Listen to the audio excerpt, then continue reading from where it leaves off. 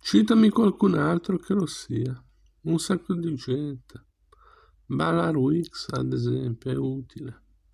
Perché lui sì e G-Mask no? Perché Ballard ci fa il cavallo in modo che possiamo andare di qua e di là. E perché ci aiuta a combattere gli indiani. E per un sacco di altre ragioni. Alisa parve di cominciare ad afferrare il concetto. Non poté trattenere una maliziosa amicatina. Però quando gli pose le domande seguenti. E tu, Daniel, sei utile? Vide che quella domanda non gli piaceva molto. Era un po' impermalito, quando rispose. Non è affatto una domanda appropriata, Lisa osservò burbero. Non si può dare un parere su se stessi. Non c'è bisogno di essere così aggressivo, replicò Lisa sorridendo. Non sono aggressivo, dammi ancora un po' di quel whisky. Va bene. Lisa gli riempì il bicchiere, poi osservò. Non vedo cosa c'entra tutto questo con quell'Hat Maguire. Mi sembra un tipo tutt'altro che utile. Forse hai ragione, Lisa, se la pensassi come te non avrei tutti quei fastidi per la testa. Mi hai detto tu stesso che a quel ragazzo interessa solo vincere la pistola. O perdere, precisò Dan secco. Che cosa vuol dire? Che cosa vuoi dire? Quello che ho detto, non mi sembra che gli importi veramente come vadano le cose. Ne abbiamo parlato l'altra sera sul fiume, prima che sapesse chi ero. In sostanza lui la pensa così. Se un uomo si scontra col migliore che trova e perde, non deve più preoccuparsi, perché allora saprà di non valere molto. Impressionata, Lisa osservò: diamine, è terribile. Nessuno può vivere credendo a una cosa del genere. È vero, mise Dan, ma si può morire, Lisa. Ci si può far uccidere. Dai, come puoi giudicare utile qualcuno che la pensa così?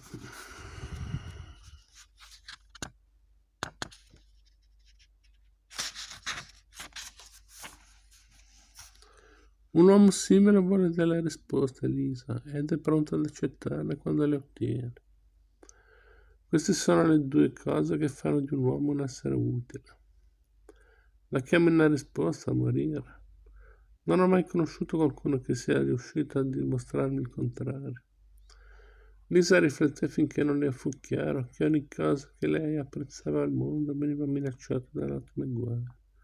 Ti batterai con lui, vero, Dan? Sì, rispose lui gravemente. Sembra proprio che lo farà. Non puoi semplicemente rifiutarti. Quel ragazzo non è nessuno, mentre tutti sanno chi sei tu. Tutti quanti in città lo capirebbero. Non essere tanto ingenuo, Lisa. In primo luogo è già circolata la notizia di come ha ucciso Calloway. Detto come vanno le cose qui da noi, fra pochi giorni cominceranno i pettegolezzi sul fatto che in città c'è un pistolero che intende sfidare Dan Blaine. Se dovessi rifiutare un confronto con lui, ogni giovane rompiscatole dei dintorni si sentirebbe autorizzato a scatenare un pandemonio. No, Lisa, se quel ragazzo vuole battersi, l'affronterò. E come gli ho detto oggi, sarò costretto ad ammazzarlo perché è troppo bravo per prenderla alla leggera. Dane, cominciò Lisa. Sì? Non potrebbe batterti, vero? No, perché ne sei tanto sicuro. Ho visto com'è andata. Fra lui e Squint e Caraway è in gamba. Lo so che è in gamba, Lisa, ma lo abbatterò ugualmente. Queste parole pronunciate con tanta calma e sicurezza scacciarono la paura che Lisa cominciava a provare. E la paura fu immediatamente sostituita da un improvviso odio feroce per quell'Hat Maguire, che poteva minacciare le fondamenta stesse della sua vita. Allora ammazzalo, Dan, sbrigati a ammazzarlo. La forza dell'impeto di odio la indebolì, annebbiandogli gli occhi. Quando la vista le si rischiarò, Lisa si accorse che Dan la guardava, come non l'aveva mai guardata prima.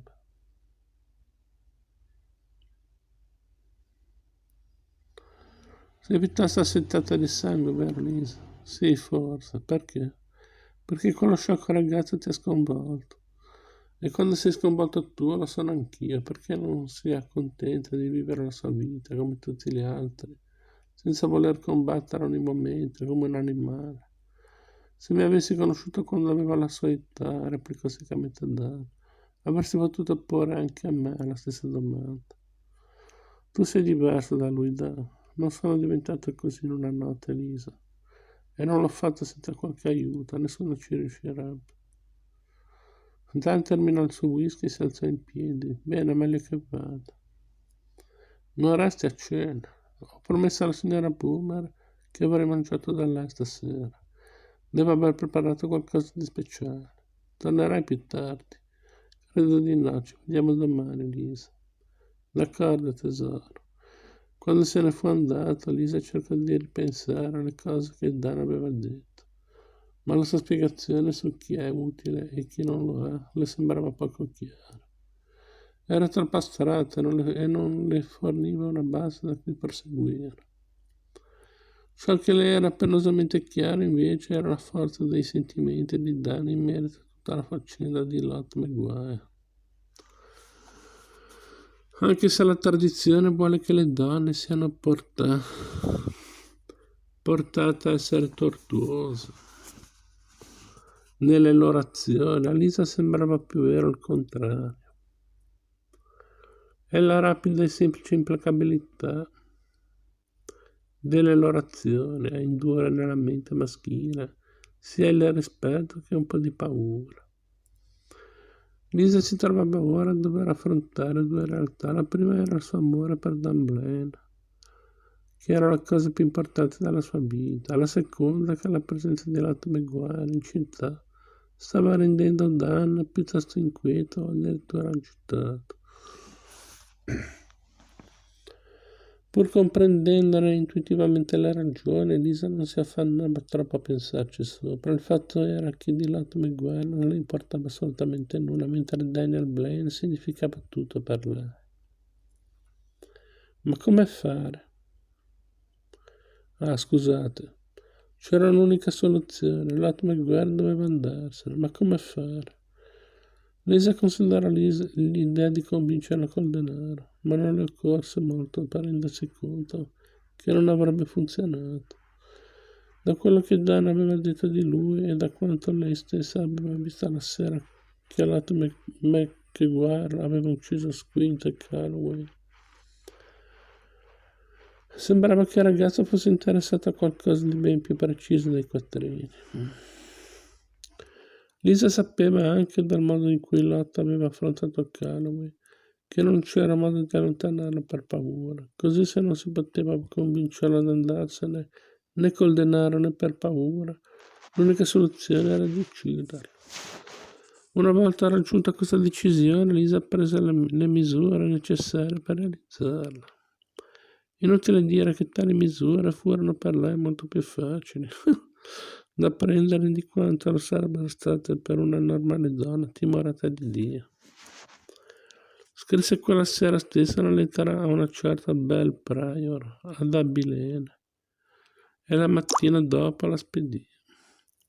Belle Prior, una donna voluminosa con i capelli abbondantemente tinti e gli occhi simili a due gemme nere, fu enormemente divertita nel leggere la lettera di Lisa Denton. Pare che un uomo abbia affondato un po' troppo le grinfie nella povera Lisa. Fece notare al consorte mentre sedevano a colazione.